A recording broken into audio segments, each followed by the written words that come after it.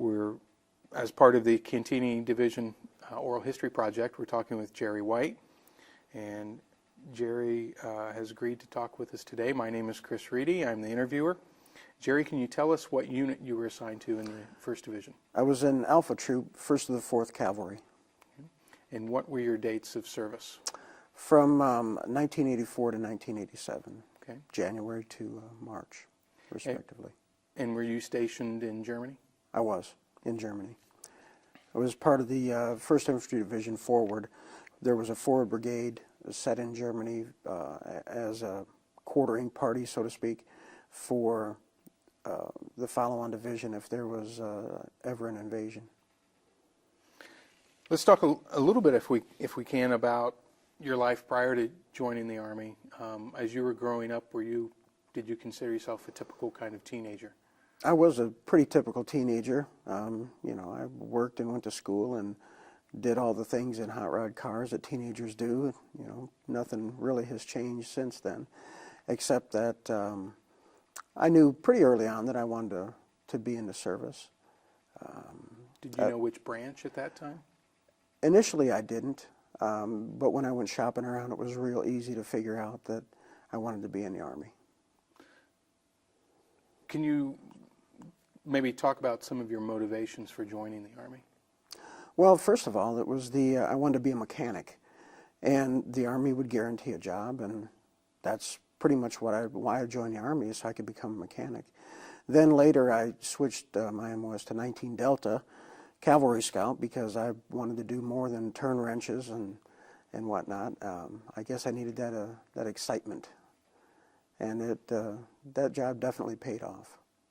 So as you went through basic and maybe your advanced training, you went in thinking, I'm going to be a mechanic, learn a skill.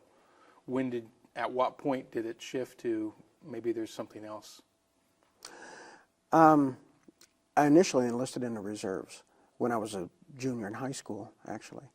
And when I decided to go in the regular Army, that's when I looked for the different MOS.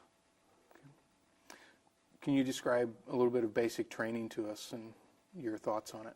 Well, I went through basic training twice, because when I switched jobs, of course, I went to a one-station unit training format, and I was inserted into a company that was already underway. So I went into the 4th week, into the start of BRM, and that was quite different. It was Fort Knox, Kentucky, which is where all Cavalry Scouts go, and the hills were just incredible, and it was summertime and really hot and humid, and we spent a lot of time in the woods, little time in the classroom, marched and ran everywhere, and that was one thing that was really different from my first tour in basic training at Fort Dix, New Jersey. You're trucked everywhere at Fort Dix. At Fort Knox, you march everywhere. So rain or shine or up the hills or no hills, it didn't matter, you're going. Was there any thought of, I'm supposed to be a Cavalry Scout, I'm supposed to ride in these things, not walk next to them? No, never. Because you have to develop your ground skills. You have to be a scout first, and scouts do what they do on the ground. What sort of training did you receive as far as maybe recognition of landforms and favorable ground and fighting ground? We, well, every soldier goes through a basic map reading course, and with the Cavalry Scout MOS,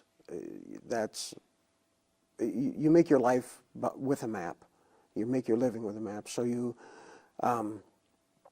there was quite a bit of real intense map skills training, map and compass, land navigation, that sort of thing.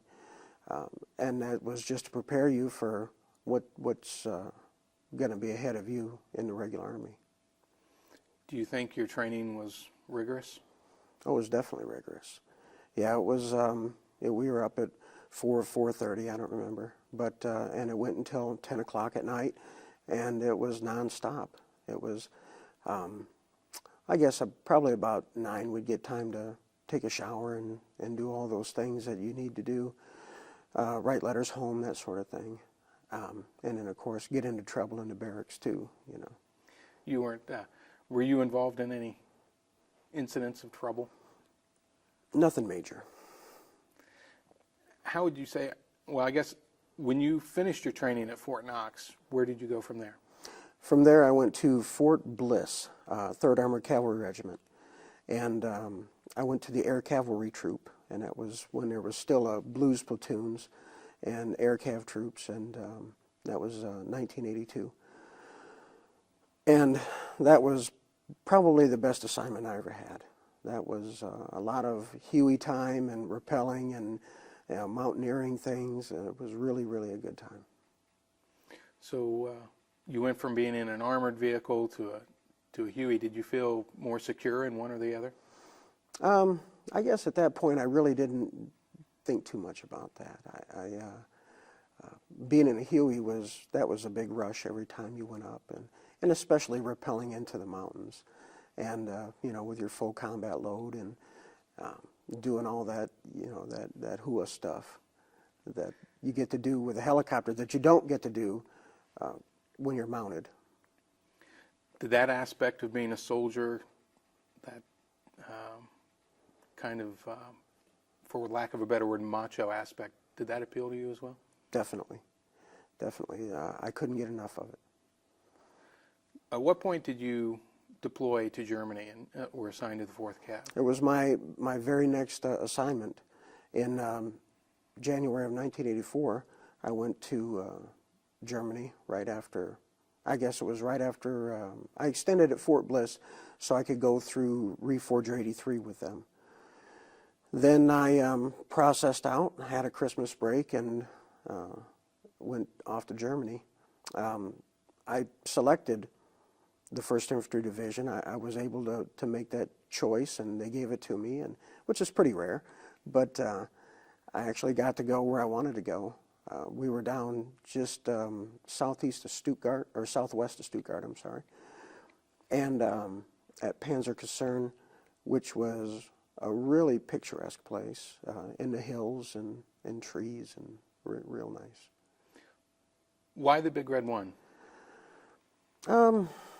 You know, I don't know so much about the Big Red One. I wanted to be in quarter cav, was the thing. I wanted to be in 1st to the 4th. And their mission appealed to me. And then after I got there, their mission got even better because they started taking up border duty, you know, border responsibilities. And the location was important to me because it was in a real beautiful part of Germany, and close to France, and they had a lot of things going for them beyond just Army things. You know, there was a lot of good recreational opportunities too. The Quarter Cav, can you describe that unit and its mission? The Quarter Cav was a mechanized cavalry, U.S. cavalry outfit consisting of M113s, ITVs, and M60 series tanks. It had an engineer attachment that went along with it, and its mission was to, well, we had several missions. One, we had to guard, or we had to be prepared to repel any attacks from then the Soviet Union, and we had to secure the border as well. And we had different areas along the border that we were responsible for at different times, because we covered for the 11th ACR and the 2nd ACR. So we patrolled the Czech and the East German border as well. Can you describe, maybe take us through one such border patrol? How would that evolve? Well, first of all, before you go to any border operation, you have to be certified, because it's an international border and it's a really big deal. And you go through think it was 2 weeks of pretty rigorous training. You had to qualify your land navigation skills so you don't cause an international incident by crossing. You had to go through gunnery to prove your proficiency with your weapon system. You had to prove your basic leadership skills for non-commissioned officers. I was a sergeant then. This was really important because your men have to respect you. They have to do exactly what you're going to say because you can cause a serious incident if there's any insubordination. So, and everybody took this job real seriously because not only was it a big mission, but it was a great opportunity to actually, you know, in the middle of the Cold War, you didn't really have an enemy that you were preparing for directly. We were preparing for the notion that we could be invaded, but nobody really thought that would happen. Maybe it's because of good leadership by Ronald Reagan, I don't know. But being on the border gave you a real look at the real enemy.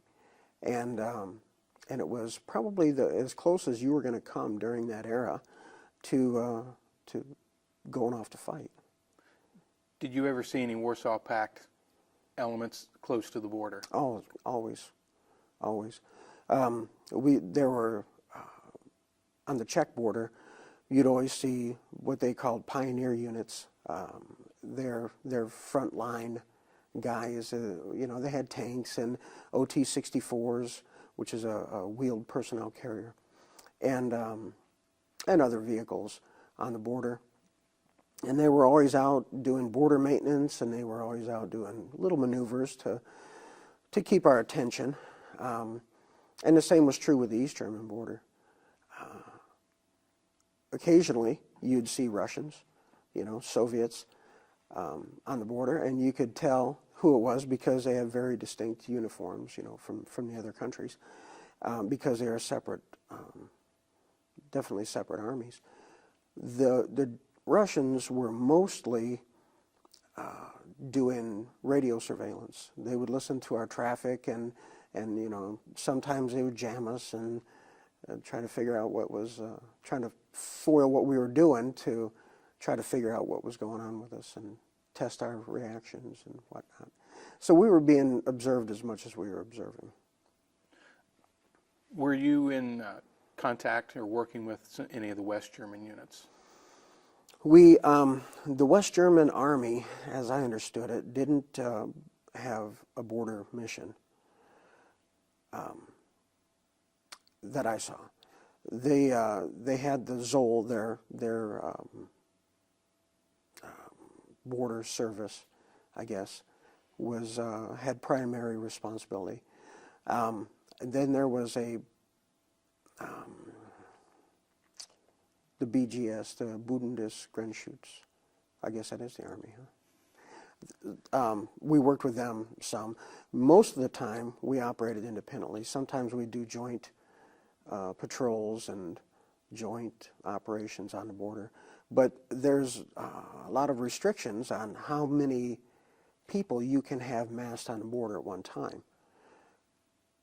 Because, you know, you don't want to, you know, send up Red Star clusters in the Soviets' eyes because, you know, they might mistake that massing of people as something with bad intentions.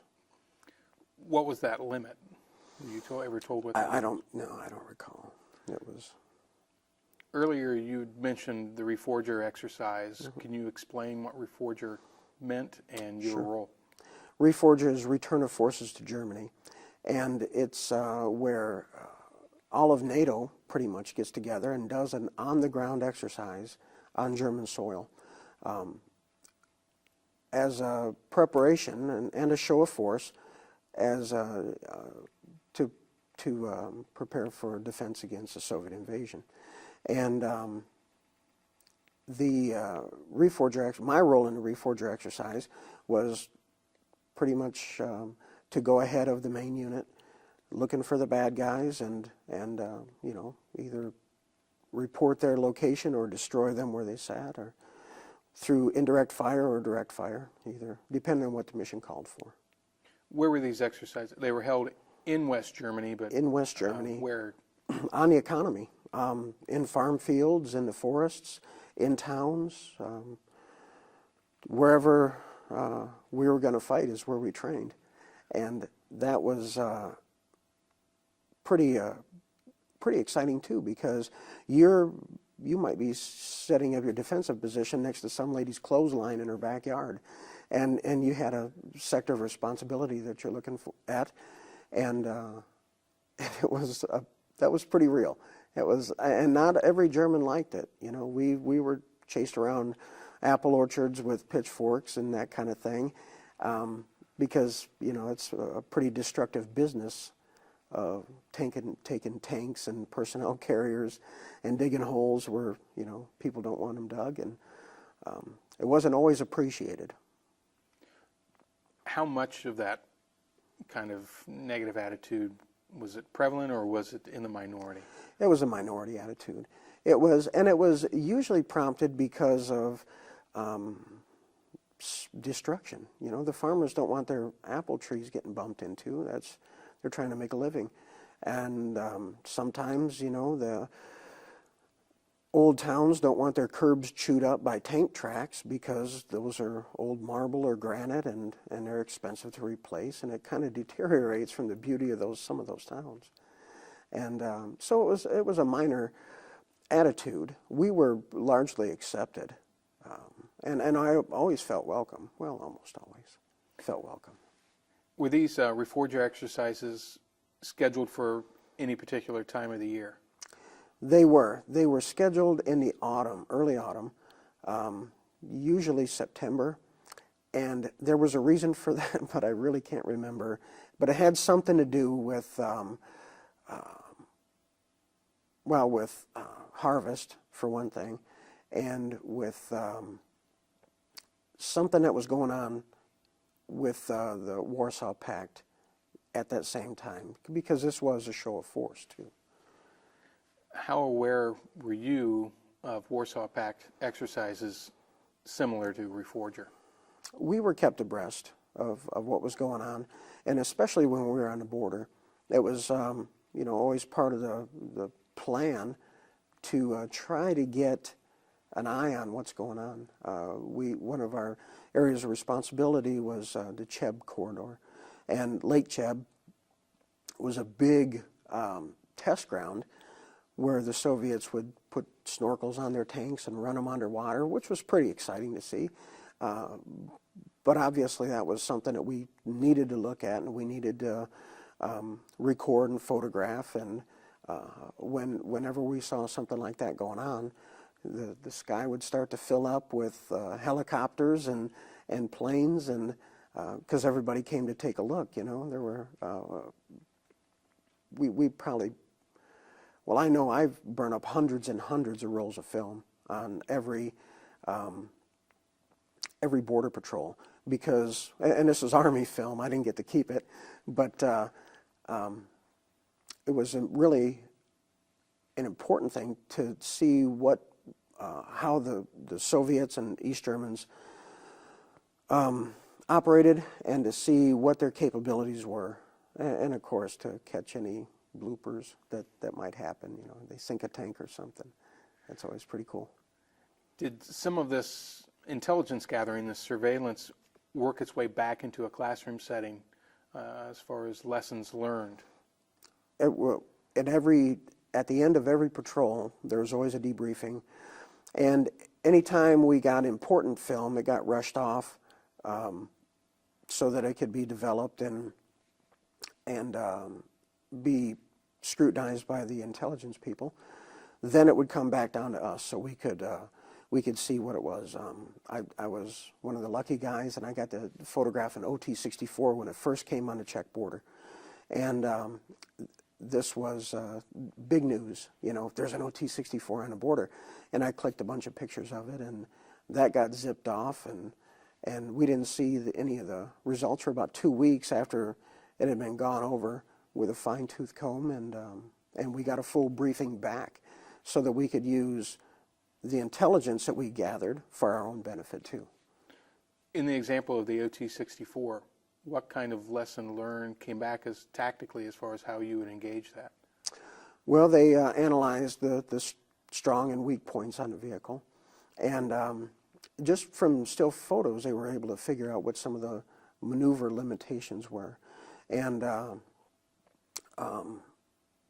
don't know how, but they figured out the best place to shoot it and that kind of thing, because every vehicle has its weakness. And so we were able to use that for our own benefit, but of course that went Army-wide. So that was a really important photograph, as it turned out. Is that kind of a source of pride for you as you look back, Sure. that you were one of the guys up on the border? Yeah, absolutely. Yeah, because it was a really important mission, and you got to see real results from your efforts, and it wasn't just going out to the field and driving around and getting dirty. It was performing a job. It was important. You talked a little bit about Reagan, and there's obviously the history is that Reagan dedicated to rebuilding the military and improving the quality of individual that came in. Not just President Reagan, but the Army in general was interested in improving the quality of the individuals that came into the service. Did you see, when you were there, a qualitative difference among the soldiers that were entering the Army?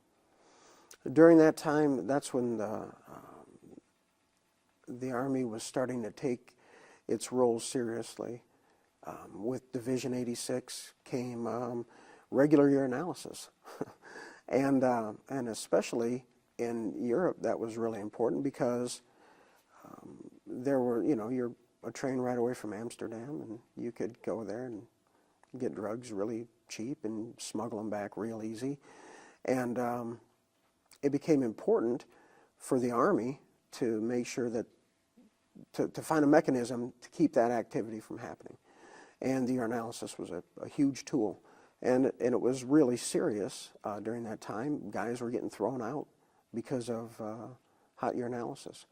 Their recreational drug use wasn't going to be tolerated anymore. And it made a big impact. You got rid of a lot of the guys who were there for to be a career private, and those days were dying out quickly.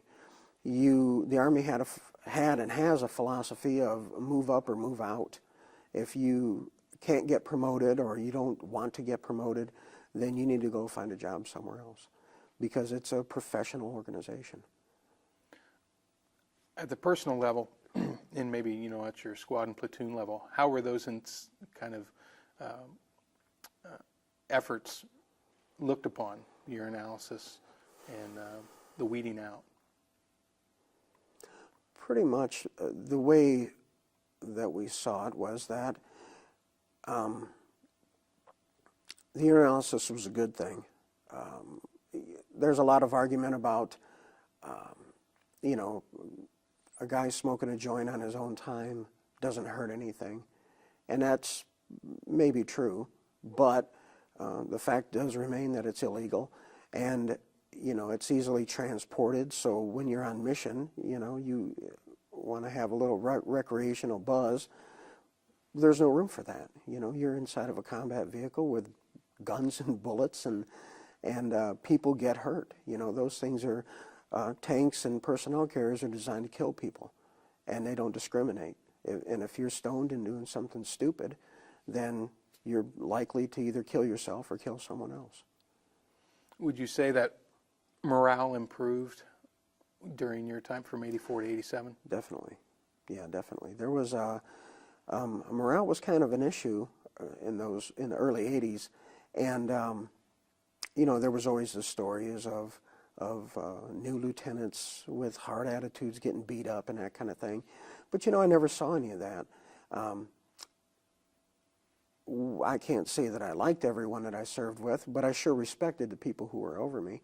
And generally, that was the consensus, that the leaders, for the most part, earned the respect that they got. There were a few bad apples in there, but that's no matter what you do, you're going to have those.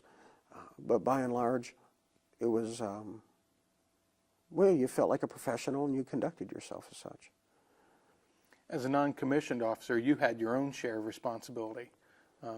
How did you earn the respect of the men under you, and how did you kind of forge team cohesion, unit cohesion? By doing what you ask them to do. I would never have anyone do anything that I wouldn't do myself, and I wouldn't have anyone do anything that was unreasonable or unnecessary, and never anything to treat them like less of a person, less of a man. And that paid off big. I never used my position or my authority to abuse anyone or take any unfair liberties. I always thought of myself as the first servant. My men always ate before me. My men always had a shower run before me. I'd be the last one to pull security and take all the crummy late night hours and that kind of stuff. Not because I was babying them, but because I was proving to them that I'm willing to do it, so you got no room to complain. How did they respond to you? I had a lieutenant who called me a cult leader, if that helps. He said they'll follow you anywhere, and he was pretty much right, because when you treat a person with dignity and respect, and you punish them when it's necessary and reward them when it's necessary, then people will do whatever you ask. So the people, guys would line up to go on patrols with me, not because I was so cool or because I never got lost, but because they knew they could have a good time, they get treated fairly, and it was just always done the right way.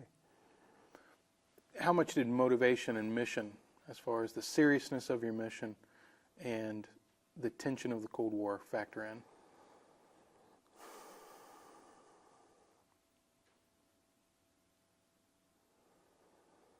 I don't know. I think that my leadership style was something that's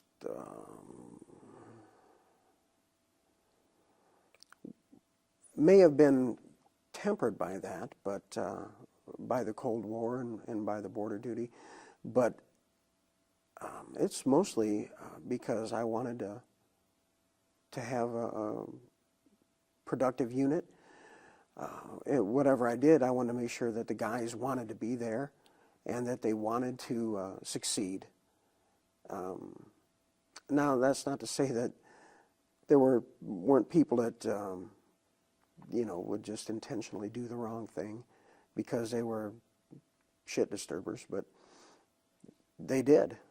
Some did, and it wasn't always flowers and puppy dogs around Sergeant White, because I'd kick some asses too when I had to. But I'm not sure that I think that maybe the mission influenced how I evolved as a leader, but the situation back then, the political situation, didn't really dictate how I led. When we had spoken earlier, you had mentioned you were based in Germany during the F-111 strike on Libya and some of the terrorist acts that had happened in Europe. Can you describe the environment or the tension that took as a result of those actions? Well, after the attack on Libya, I had to ride the bus to work, and of course you're in uniform, and never before had anyone said anything to me. They pretty much just ignore you, and you're just another person on the bus. But boy, when that happened, I sure got a lot of attention. People were real vocal about their opinion of our strong-handedness in that situation. And once I even felt threatened. It was, but it wasn't, it didn't last long. It was a couple of days, and it kind of passed, and I was glad that it passed. But it was, it got tense, and there was picketing outside the caserne where I worked, and there little demonstrations and things like that. And there was an increase of local terrorism then. We had some tanks that they found explosive devices in the tracks. It's not a good place to hide it, because on an M60 the track is wide open. So how serious it was, I don't know. But EOD had to remove it, and they blew up a dumpster adjacent to the officers' club and things like that, where they could get in. They would get in and do things. But they never direct, as far as I know, those terrorists didn't aim to hurt U.S. citizens, or they were trying to make their voice heard, I think. The presence of Soviet snoopers or spies Yeah. in West Germany was a surprise when you had mentioned it. Can you describe their activities and your reaction? Mm-hmm. The Soviet Military Liaison Mission, SMELM, we call them. These were people who were sent over by agreement between the governments for the sole purpose of watching military traffic. So they would be around whenever we put our tanks and tracks on the railhead. They would count how many tanks were being sent off to where. Anytime we rolled into Hohenfels or Gerpingen, the major training areas, there was a SMELM vehicle always parked somewhere, and they would be taking notes and pictures and whatnot. And there was, they had pretty free reign to wander around the country, and there were a few off-limits areas, and that's when it got real tense. They weren't supposed to be anywhere where they could watch us train directly. So if we saw anyone there, during a Reforger, for example, SMELM guys were not allowed around. They weren't allowed in that region at all. But when you'd see them, of course, if you could get a license plate number or get a grid for them, they'd send the West German police to come and arrest them because they were in violation of the agreement. We couldn't shoot them or anything like that, but they would definitely be arrested, and it would cause a serious incident because it's a breach of the agreement.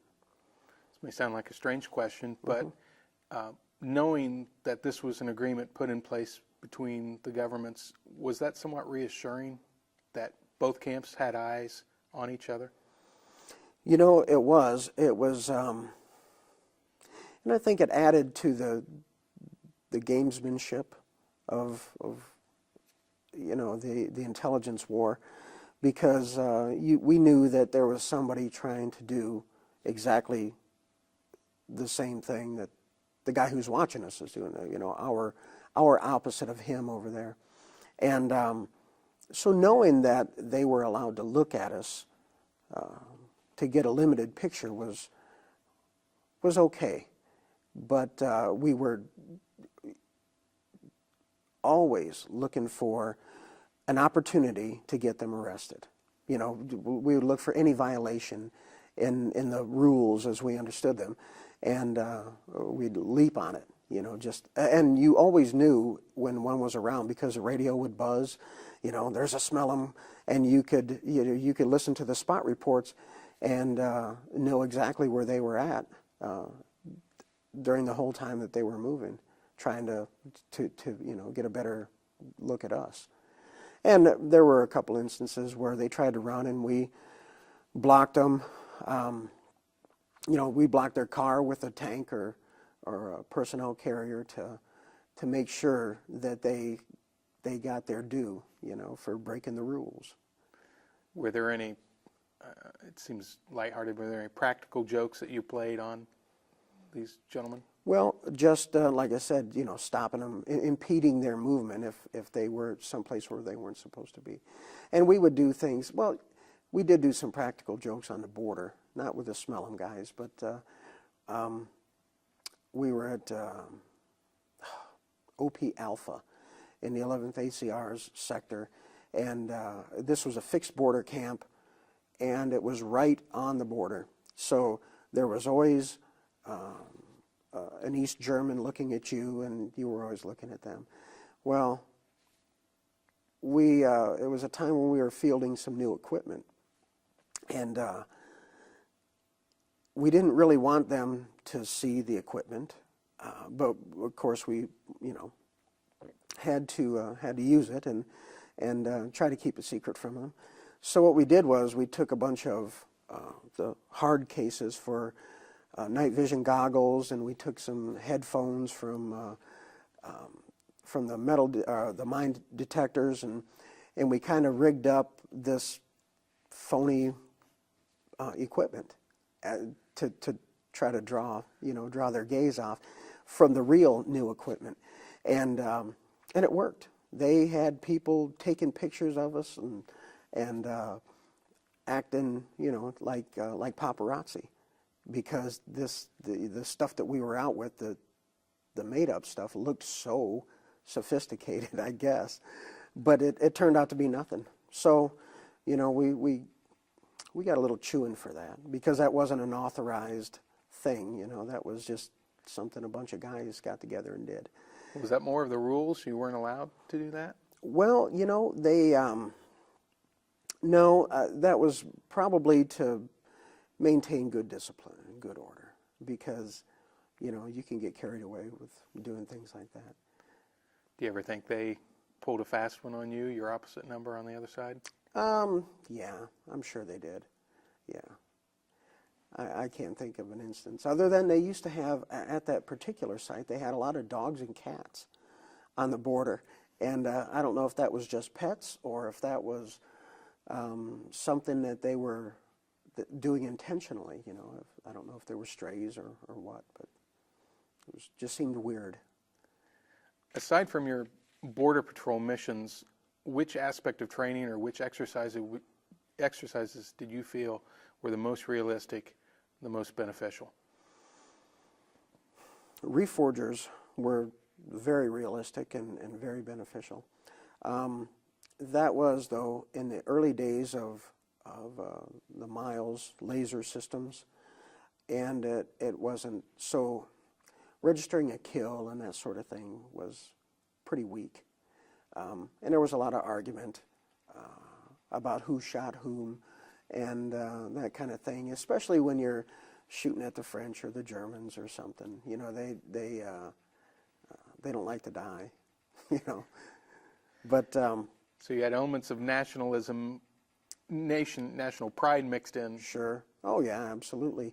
The only time that would go away was when you were working as a team. If they were on your side, then you guys were brothers in arms. But if they were the opposing force, then it was an us or them kind of thing. Mostly the blue and red armies conflict, more than I hate these Germans or something like that. It was. I don't think there was any of that ever happened. I've read about, and maybe you can illuminate this for me, they used to hold tank shooting competitions, maybe at Grafenwohr. Yeah, Grafenwohr. That's the main gunnery center for U.S. forces to train with tanks and artillery. I was there many, many times. Like I said, we had to prove ourselves. Well, you qualified quarterly anyway. And so we'd load up trains and take them to Grafenwohr and shoot our gunnery and do all of our mounted, tactical live fire stuff, and then go off and do another mission somewhere else, and then come back and do it all over again every quarter. But that was an opportunity then to use live explosives, cutting charges for destroying minefields or railroad steel or something like that. Sometimes we got to use abatis or create abatis, whereas they would put a bunch of telephone poles or tree stumps in the ground, and you would fall them so that it creates a roadblock. And that's typically an engineer mission, but as a cavalry scout, you have to be able to perform that as well. So as a scout, you got to do a lot of things like play with a lot of live explosives and shoot a big variety of weapons, and do cool things like route reconnaissance and bridge classification and all those, those other things too. This training you've described as far as cutting trees and creating roadblocks and such sounds a little bit like maybe if your mission would be to delay if there were a Soviet incursion. Sure. Create roadblocks and delay. Or channel. Can you talk a little bit about any war planning that, as far as you knew at your level, that what your mission would be in the advent of a war? Our GDP zone was mostly in a field. GDP is ground defensive positions. So our invasion defense position was mostly fields, with some areas that were forested, and we would have to, well, ideally, we would close the roads through various means to channel the enemy into our kill zones, into our preferred kill zones. And of course, they don't want to do that, So so what we would do is we would plan which roads that we would close with minefields, which roads we'd close with abatis, which where we would put craters and that sort of thing, if we were going to destroy bridges. And all the bridges were set up so that you could place a charge and destroy the bridge very quickly. That's part of the German government's defensive plan. When they had those bridges engineered, they put a place to ruin them. So that was all pretty well thought out, I think. Not by us, but by someone higher. But we did have to practice and look at regularly what how we would react, and in different scenarios what we were going to do. When you would go through these exercises, these training exercises, obviously the Soviet Army and the Warsaw Pact armies had quite a preponderance of armor. T-72s, T-64s, and all their armored personnel carriers. Right. How were you equipped to deal with that, or were you equipped as a cavalry element to deal with it? Sure. We deployed in hunter-killer teams where we would have a scout section, a scout platoon, and a tank platoon working together. And everything we did when it came to fighting armor was always an integrated. There was always an integrated plan. So we would have the tanks set up in the places where they could be most effective, and we'd have the ITVs set up where they would be most effective, and then of course we'd dismount dragons and that sort of thing, and have our forward security set up with laws and dragons, portable things. Were you in the scout area? You talked about the ITV, the improved tow vehicle. The tow was a wire-guided anti-tank missile. Right. Was it effective against frontal armor, or would you have to try to achieve a side shot on it? As well, it is effective on frontal armor on a T-72 or a T-64, because as it turns out, their armor's not that thick. But you would always want to hit. You'd always aim for the turret ring, where the turret and the hull come together, because that's the most vulnerable point. Even on a broadside shot, you want to place your shot, if it's at all possible, in that vulnerable point. And if not, you go for something else. But the TOW was actually, or is actually, a really good weapon system that's very accurate. And we had high success rates as far as engaging at maximum effective range and getting precision hits, probably in the 90s of percentage. What was the range on that weapon system? A little over 3,000 meters. I don't know how much of that's classified in that anymore. So I'll just say a little over 3,000 meters. And were your vehicles hauled down? How did you deploy the TOW and also the 105s and the M60s? Well, as much as we could, we would dig in. If we couldn't dig in, then we'd have to use the natural folds in the terrain. So we always, you always try to keep as low a profile as possible, and you always wanted to blend in with the environment as much as possible. So there's a good deal of, you know, camouflage, using nets and local foliage as well, so you blend in with the environment. And like I said, if we had the assets, we would definitely be dug in. You had mentioned that there were engineer elements. Were any of those like tracks with dozer blades on them to create those firing positions? Sure. There were bulldozers, and then every troop had a blade tank too. So we had, or every platoon had a blade tank. So we would be able to do our own local digging, you know, to some degree.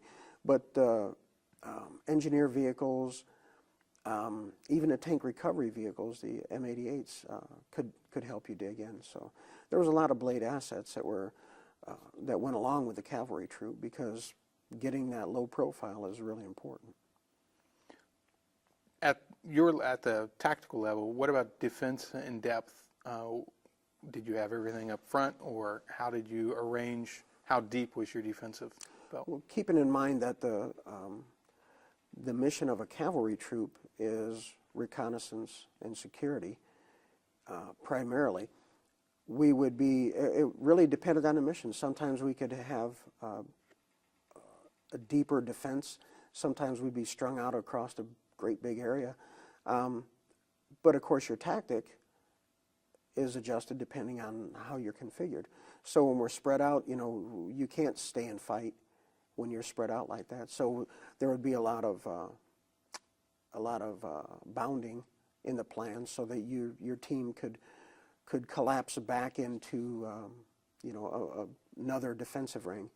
And a lot of times we'd find ourselves out there, you know, as scouts, especially the dismounted scouts. You'd be out there by yourself. They would collapse and bound back without you, and you had to walk.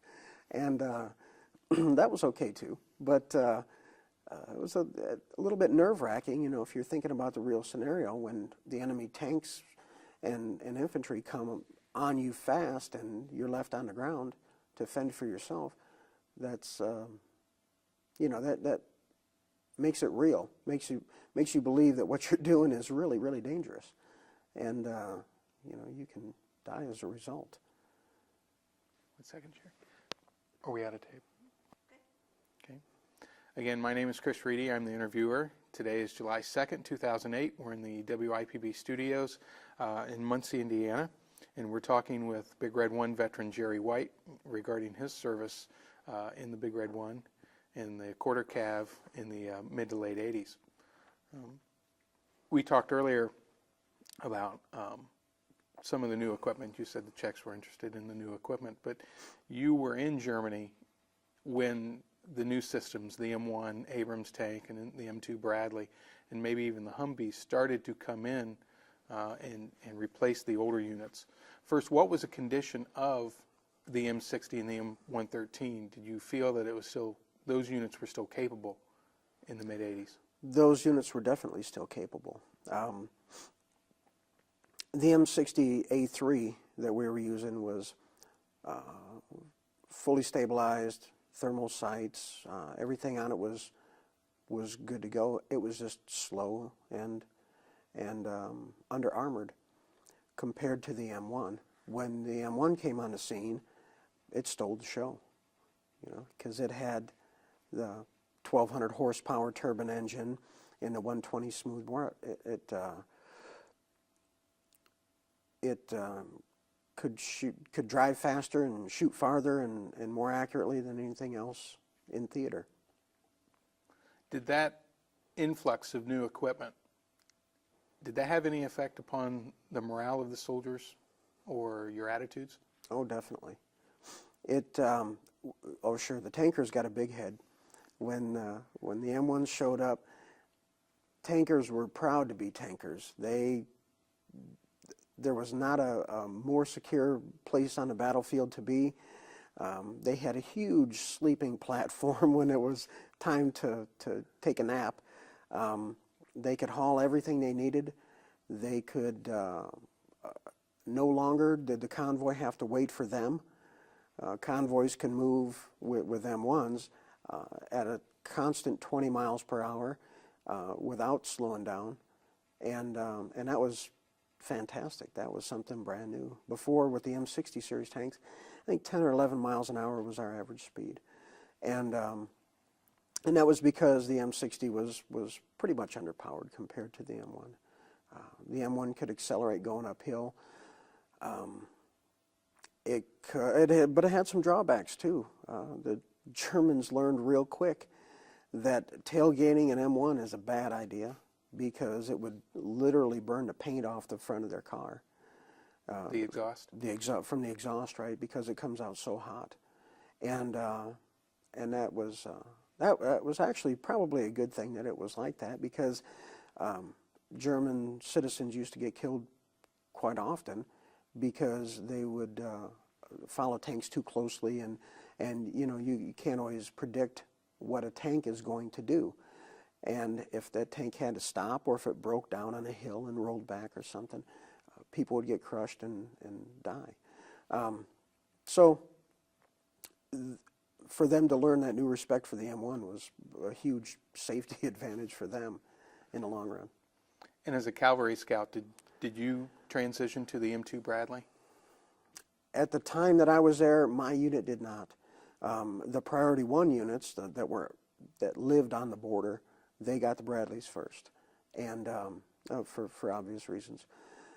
We got to train in the Bradley, and we got to go through Bradley gunnery skills training, so that as scouts, when we finally did get them, we would know something about the systems.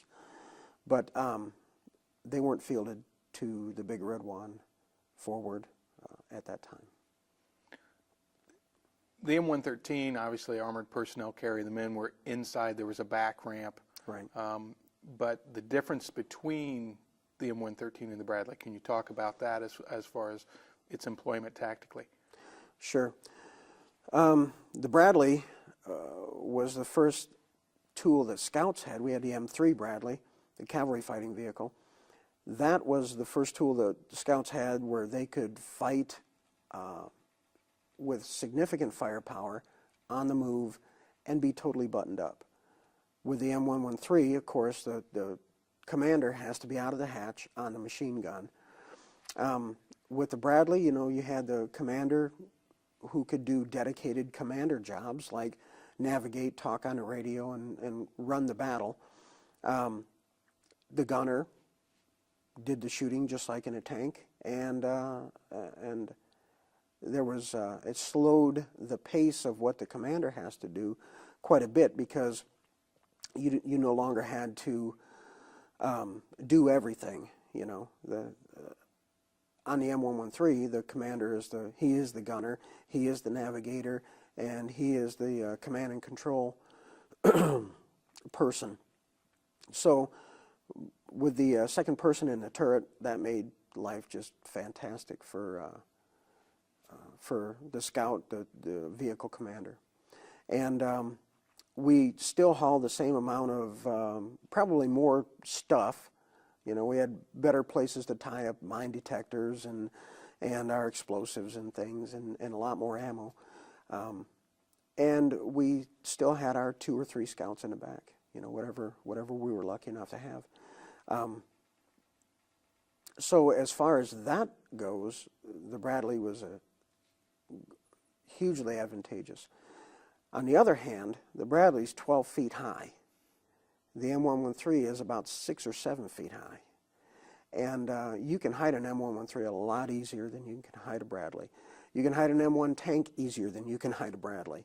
And that was the biggest thing that we had to get used to. We had to be a lot more clever with how we dug in the Bradley and what we used to hide it. Because, you know, as big and as clumsy as that vehicle is, it brought us, we were faced with new challenges on how we were going to deploy that and keep it survivable. So, as a scout, you're reconning, but one of the aspects of the Bradley, and maybe you can speak to this, there were fighting positions within the vehicle, whereas the 113 did not have that. Right. Did you think that it would be a challenge if the actual bullets were flying to get men to exit the vehicle? No. Well, the role of the scout in a fight like that is usually you're collecting your scouts when the bullets are flying, depending on the mission. And if your scouts had to be on the ground during a firefight, then they're already down. So that's, you know, they're already on the ground. So that I don't think that would be an issue. The firing ports on the infantry version of the Bradley, the M2, they trained with them and they used them, but they weren't very effective. And that's why they're capped off now. And the ones on the M3, I don't remember ever using those crew member firing ports. They're just not effective. Good idea, just not effective. As your tour was winding down in Germany, did you contemplate staying on, or did you have another mission? Were you given another assignment? I was, I was going to be sent to Fort Knox and as it turns out, I ended up going into the opposing forces unit in the 1st of the 12th Cavalry. And our job was to act as OP4. We had M114s that were mocked up like BRDMs and BMPs. We had Sheridan tanks that were mocked up to look like T-72s or T-64s. And that was a fantastic job. That was, I learned so much more about the enemy than I ever had, even on the border.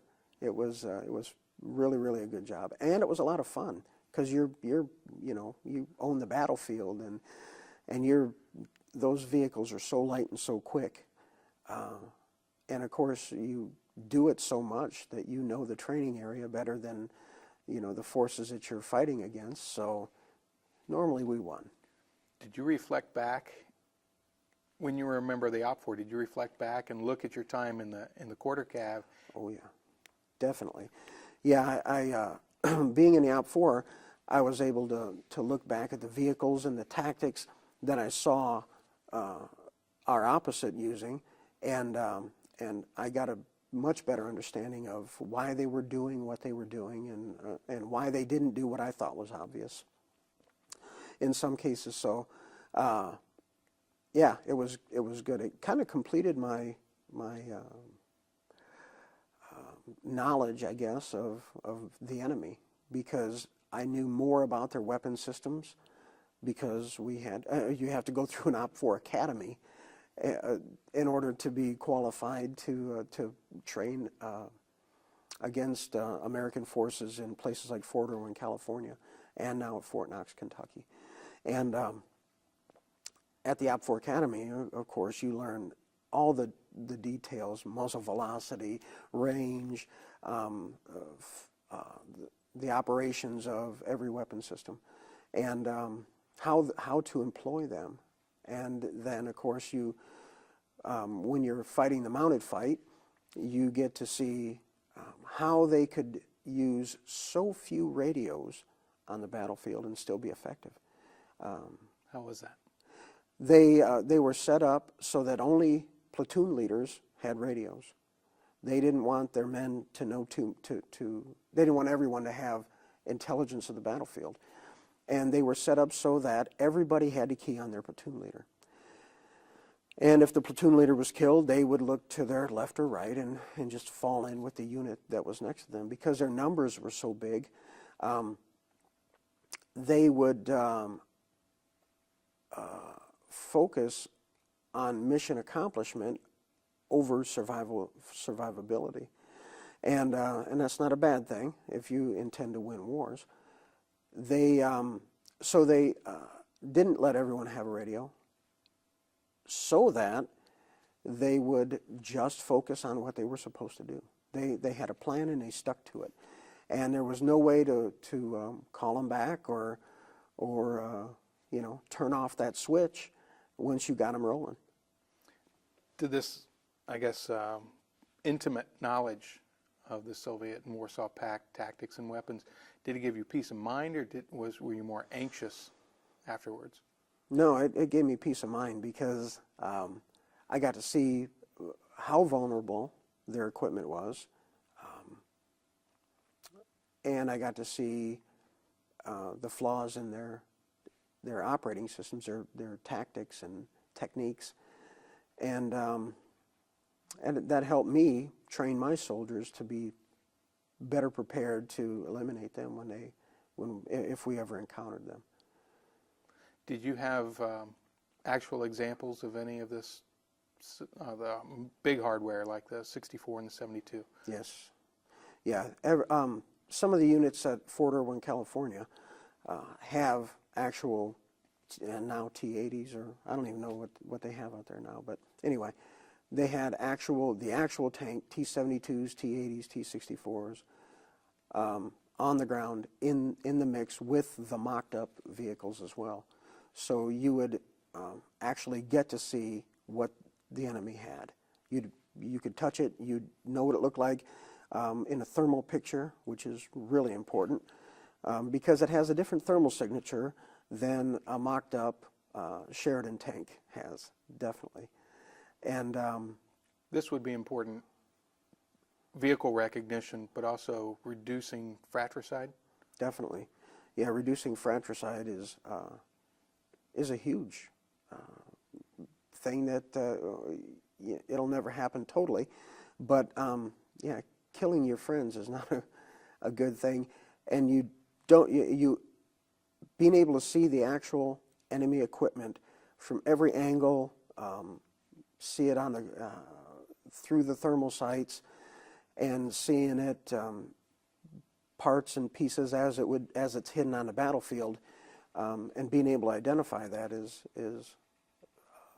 makes all the difference between recognizing the front slope of an M1 or recognizing the front slope of a T-72.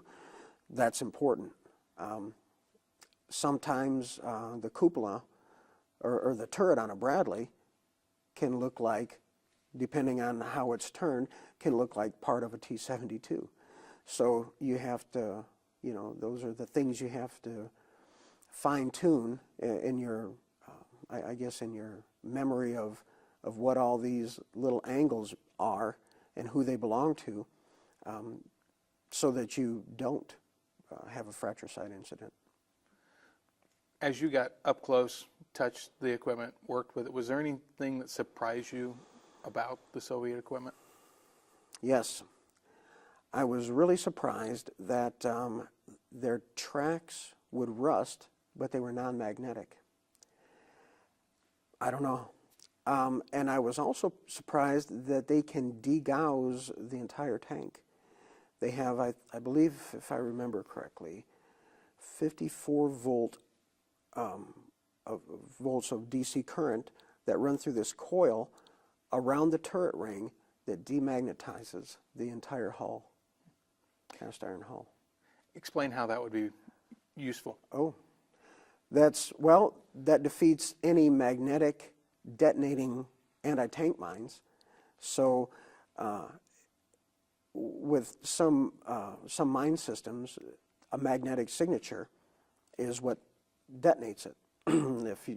If that tank rolls over top of that mine and it doesn't detect a magnetic source, then the mine doesn't go off and the tank stays alive. So they did that to foil our magnetic anti-tank mines, and I thought that was so clever. Another thing they did that on the ZSU 23-4, instead of having an air filter, they had the air intake sucked in between a skin that was set aside about 2 or 3 inches from the armor itself. So this air would, so that all the solids could separate out of the air before it went into the engine. This did a couple of things. One, that reduced the amount of parts that they have to keep on hand. That cooled the skin so it was the ambient temperature of the air, and that helped defeat the thermal imaging capabilities that we had, and that also helped keep the tank cool inside, to keep the crew members cool. Pretty smart. And they had, on that vehicle also, they had the engine cooling system set up so that it's joined with the engine exhaust. So the engine exhaust runs across this plenum, creates a low air pressure system, and it draws cool air through the radiator. Hugely smart, because you're not wasting any horsepower on running a fan to cool the radiator, and you're not one less part to break down, and so that all those little things that they did that were really, really huge innovations really impressed me about the Soviet war machine. Those guys really had it going on. And you said that you used a lot of this OPFOR knowledge to help train your men. Can you give us an example of one of the things that you passed on to your troops that would be helpful in a war situation? Sure. The knowledge of your weapons, of the enemy's weapons, what their capabilities are.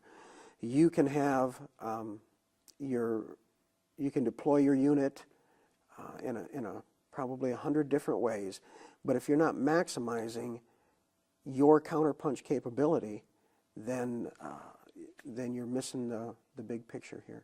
Because even though it's not supposed to happen, sometimes you're detected and you're going to get shot at. So you have to know which of their weapon systems they're going to use on you first, so that you can prepare to defend against that. And it also helps to know which weapon system you're being shot at with, to know what's coming next. Because if they're shooting RPGs at you, then they're about 400 meters away, and you're already in big trouble. So as opposed to being shot at with a 12.7 millimeter machine gun, 50 cal machine gun. So passing on that to the guys, I'm sure has hopefully helped some of them develop safe habits and develop plans for deploying their units it's going to keep them alive.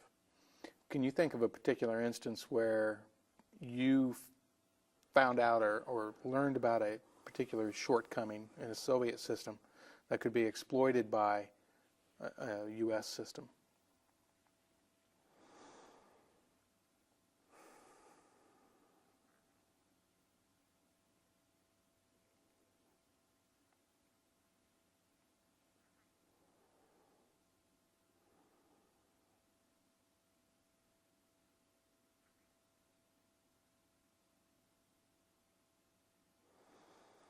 Depending on the tank system, well, the Soviets don't all of their tanks did not have thermal imaging and even passive night sights.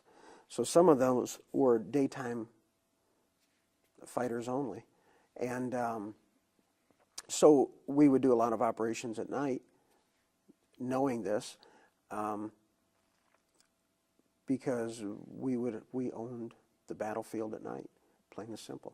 And knowing that the T-64, T-55, T-64 didn't have stabilization systems in their tanks, it means that they had to stop to shoot.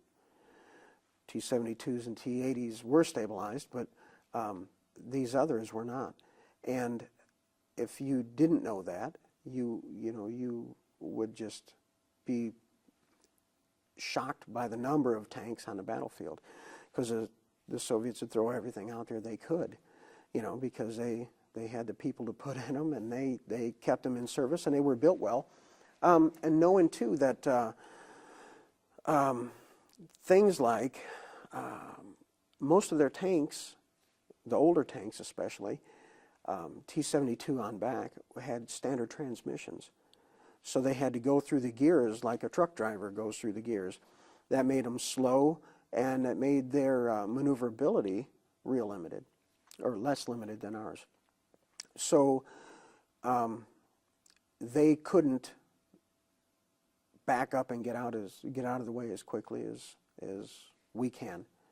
And knowing this, of course, means you know that you can take your time for a good shot. You don't have to hurry anything, he's going to be there for a while. Did the increased fire on the run mobility of the M1 kind of factor, I guess, against the Soviet weapon systems? Oh, definitely. Yeah,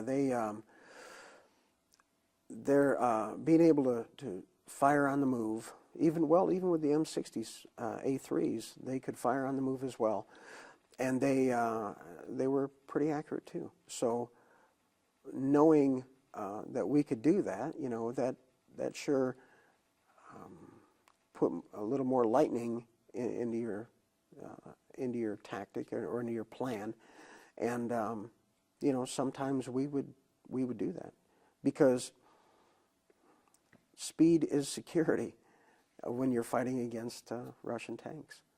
If you can outrun their gunner, then you're safe. It's not always smart to do that, but it's part of what you do. Same with reconnaissance by fire. If you're going to do that, and you better do it fast, because they're going to shoot back. You talked about the lack of the thermal imaging in some of the earlier units. Was smoke dischargers or anything along those lines, if you anticipated a day engagement, which would be more on their playing field, right, would you contemplate smoke or any other kind of impediment? Sure. The every armored vehicle in the Army inventory has smoke grenade launchers, or had, and that was it was always part of the plan to use smoke to obscure their vision. And even when they got thermal sights, we could deploy purple smoke, because purple smoke had metallic bits in it that would help obscure the thermal image. So that was all pretty helpful. And of course, any time we could use the environment, that was part of the plan too. To use snow or fog, and in Germany there's plenty of fog, and without thermal imaging, you could move in relative safety against the enemy in the fog. As you ended your, I guess, run in the military, you were in several units, but the Big Red One was a part of that. Did you notice a difference in unit identity or esprit de corps from the Big Red One units to the other? There was, yeah, and I noticed a difference in esprit de corps throughout the years as the Army evolved. I've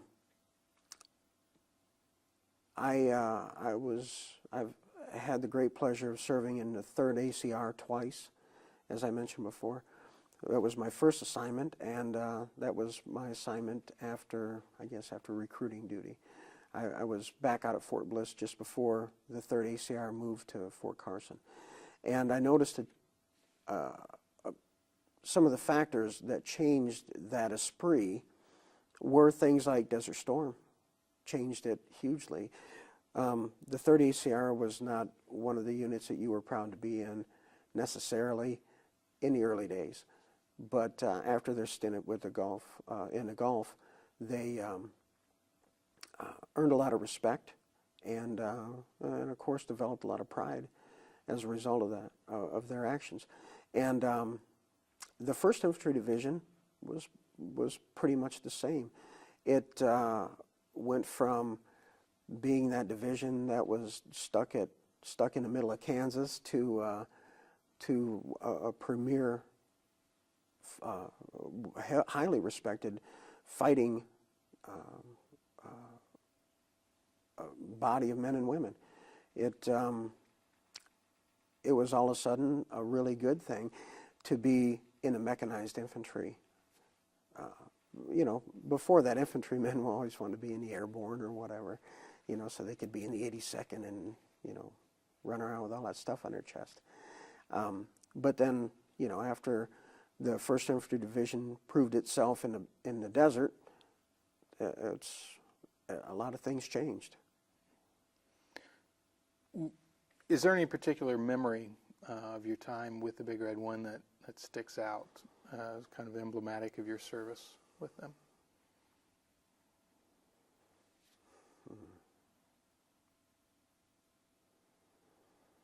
Yeah, I would think any one of our border missions where we were on the ground looking at the enemy and gathering intelligence for the entire NATO to use. That was probably more important than anything else that I had done up to that time. And that's probably where I like to think of myself as being, you know, when I reflect on being in the 1st Infantry Division forward. What year did you leave the Army, Jerry? 2001. I retired. I stayed for 20 years on active duty, and I retired out of Indianapolis. After you exited the Army, what did you go into? I went into education. Actually, I went to Ball State University to get my elementary education degree, and now I teach school in Alaska. Why education? It's all about being a servant, you know. As a soldier, you are a servant of the people, and I like doing that. You know, I like that role. And education was another way to serve the community and serve our society and pass on those good things that I've learned. So it was a natural fit for me. And as a Boy Scout leader for 13 years, I figured out that I like to work with kids and they like to be around me, so I figured why not. Do you have any particular message when you're teaching your students as far as the role of citizenship? Always. It's not about you. It's about us. Everybody is special in their own way, but without each other, we are nothing. You know, you have to be a part of the community, and you have to serve the community in order to expect to be served by your community. So, yeah, doing good things for the people around you is really important. I was in western Alaska in a Yupik Eskimo village, and it was easy there to get the kids to share their energy with you know, with the elders and with the people who needed help in the community. But it was not so easy to get them to understand that they're an important part of the big picture of the United States, because they're a pretty isolated people, and their lives are pretty much contained to that one region. And so they don't have a national or a global perspective on citizenship. Is that the challenge for you, and how do you meet that challenge? Still figuring it out. That's part of the challenge. Another big part of the challenge, though, is learning about their culture, so that I'm not trying to teach them something that is not a good thing with respect to their traditional views. So a big part of that is learning as much as teaching. How do you work to preserve their cultural identity and yet also make that linkage, like you said, to the greater community, to the United States? I take as much from their society, from their culture, as I can and bring it into the classroom. And I use that to reinforce the factual things that I'm teaching them. You know, the curriculum has to be taught, but it can be taught using the local tools and local plants as much as well as it can by going on field trips and you know, importing things into their society. So, for example, I taught them about the cycles of life by putting a salmon incubation aquarium in the classroom and getting on with the state of Alaska's salmon incubation program. It's a 4-H DNR joint program that brings the message into the classroom, which was really neat because that brought a lot of elders into the classroom as well. They would always come in to look at the babies, you know, and many of those people have never seen a salmon egg in its environment as it's going through the growth cycle. So it was a good opportunity to teach elders as well as my 3rd, 4th, and 5th graders. And yourself. And myself, yeah, sure, because I'd never seen it either. Jerry, if you have any last thoughts as we conclude our interview, anything I've missed, I'll open it up to you at this time. Not really. It's just that what you're doing is important, and it's important for the people who are serving now, and for the people who have served long, long ago, because as ugly as war fighting is, it's done by people, and it's important that those people know that what they're doing is the right thing, and they should be proud of what they've done, whether it was something spectacular or mundane. It's all important. There's not a bad job in the Army. And everyone who wears the uniform, man or woman, or no matter the race, you feel that they all deserve that same amount of respect. Oh yeah, absolutely. Yeah, because there are a lot of people who wish they could wear the uniform and they can't, and there are a lot of people who are missing out on their personal growth by avoiding service.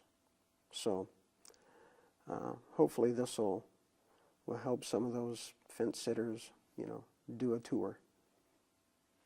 Thank you, Jerry. I appreciate you taking the time You're to sit welcome. with me, and thank you for your service to our country. You're welcome. Most importantly. So, Well, thank you. we will